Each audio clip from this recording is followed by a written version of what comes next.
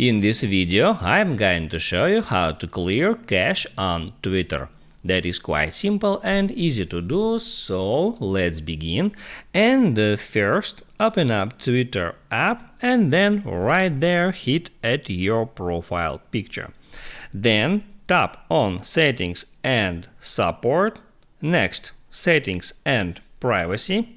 And right here tap on Accessibility, Display and Languages. It moves you to that page where you have to tap on Data, Usage, and now here at the Storage section you got two different options. The first is media storage and the second one is web storage. Right there, just next to that category's name, you can check the amount of disk space is taken by that cache files, and also here you can clear all that cache files. Just hit right there and then hit on clear media storage and then confirm it.